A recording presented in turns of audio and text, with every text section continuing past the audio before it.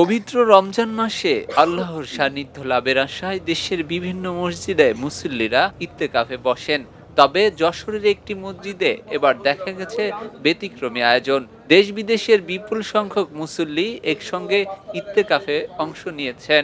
যশোর সদর উপজেলার রামনগর ইউনিয়নের সুতিঘাটা এলাকায় অবস্থিত আশরাফুল মাদ্রাসিস কম্পাউন্ডের মসজিদে এবার প্রায় 1060 জন মুসল্লি ইত্তেকাফে বসেছেন।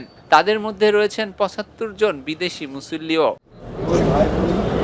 ইত্তেকাফে অংশ নিতে আসা বিদেশি মুসল্লি এসেছেন Bharat, Pakistan, Myanmar, Singapore, England, দক্ষিণ আফ্রিকা, যুক্তরাষ্ট্র এবং পানামা থেকে। ফলে এই মসজিদে তৈরি হয়েছে এক আন্তর্জাতিক ধর্মীয় পরিবেশ।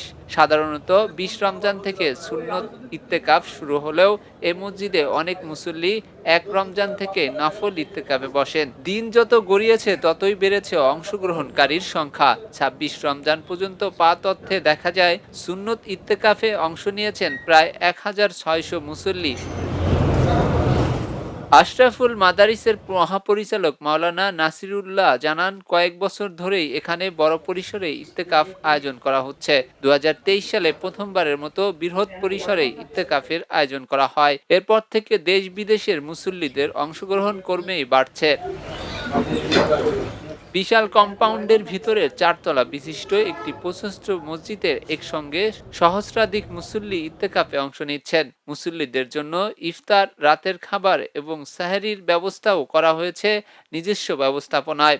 এগুলো ইফতারের জন্য তো ওরা ছাত্ররা প্রস্তুতি করে মসজিদে নিয়ে যায়। মসজিদে নিয়ে দেশি বিদেশি মেহমান যারা আছে তাদের ভিতরে বিতরণ করে।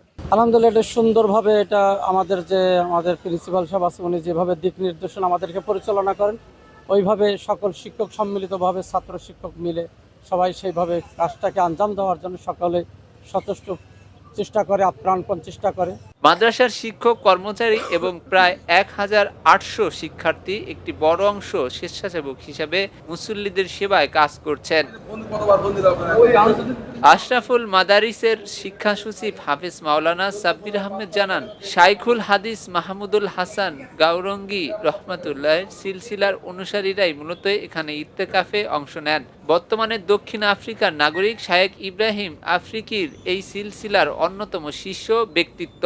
তিনি যেখানে অবস্থান করেন তার অনুসারীরা দেশ বিদেশ থেকে সেখানে সমবেত হন। এবার তিনি যশোর অবস্থান করায় অনেক আলেম ও অনুসারী এখানে ইত্তেকাফে যোগ দিয়েছেন।